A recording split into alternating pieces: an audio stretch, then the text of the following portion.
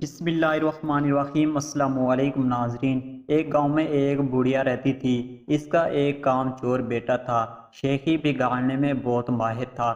اس کو شیخ چلی کے نام سے پکارا جاتا تھا۔ بڑھیا محنت مزدوری کر کے اپنے اور اپنے بیٹے کا پیٹ بھرتی تھی۔ ایک دن بڑھیا بیمار ہو گئی۔ گھر میں کھانے کو کچھ نہ تھا۔ رات کو ماں بیٹا دونوں نے فاقہ کیا۔ اگلے دن ماں نے کہا، اب تم کچھ کام کرو، جنگل سے لکڑیاں ہی لا کر بیچ دیا کرو تاکہ گزارا اوقات ہو سکے۔ ماں کی بات سن کر شیخ چلی نے جنگل کی راہ لی۔ جو درخت اس کے راستے میں آتا وہ اس سے پوچھتا، میں تجھے کاٹ لوں یا نہیں؟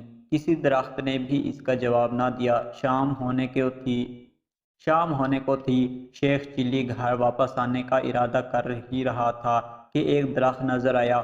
اس نے پاس جا کر پوچھا، میں تجھے کاٹ لوں؟ درخت نے بولا، ہاں کاٹ لے، مگر ایک نصیحت کرتا ہوں، میری لکڑی سے پلنگ بنانا اور بادشاہ کے دربار میں لے جانا۔ اگر بادشاہ اس کی قیمت پوچھے تو کہنا کہ پہلے 1-2 راتیں اس پر سوئے، پھر اگر مناسب سمجھے تو خریدے۔ شیخ چلی نے درخت کی ہدایت کے مطابق اس سے لکڑی کاٹ کر پلنگ تیار کیا اور بادشاہ کے دربار میں پہنچا۔ بادشاہ نے قیمت پوچھی تو شیخ چلی نے کہا، پہلے آپ اس کو 1-2 رات استعمال کریں، اگر اس میں کوئی خوبی پائیں تو انعام کے طور پر جو دل چاہے دے دینا۔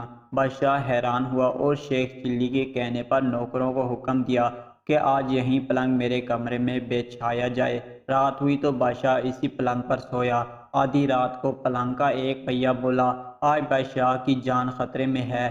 دوسرے نے کہا، وہ کیسے؟ تیسرا بولا، بادشاہ کے جوتے میں کالا سانپ ہے۔ چوتھے نے کہا، بادشاہ کو چاہیے کہ صبح جوتے کو اچھی طرح چھانٹ کر پہنے۔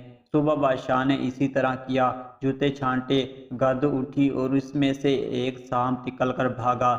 دوسری رات جب بادشاہ سویا تو پھر پہیوں نے باتیں شروع کی۔ ایک بولا کہ تم پلنگ کو سنبھالے رکھو، میں کچھ خبریں جمع کر لوں۔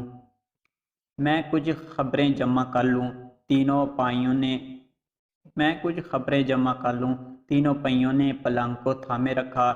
جب چوتھا واپس آیا تو اس نے خبر سنائی کہ بادشاہ کا وزیر سازش کر کے بادشاہ کو ختم کرنے کے بارے میں سوچ رہا ہے۔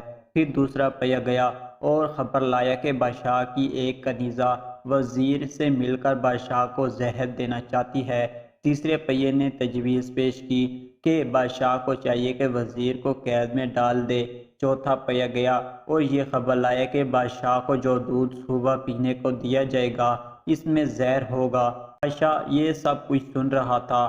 صبح اٹھ کر جب اسے دودھ دیا گیا تو اس نے نہ پیا بلکہ ایک بلی کو پلا دیا۔ بلی اسے پیتے ہی مر گئی۔ تحقیق کرنے پر بادشاہ کو پتہ چل گیا کہ واقعہ اس کا وزیر اور کنیز دونوں مل کر اس کی زندگی ختم کرنا چاہتے ہیں۔ بادشاہ نے اپنی کنیزہ اور وزیر دونوں کو قید میں ڈال دیا۔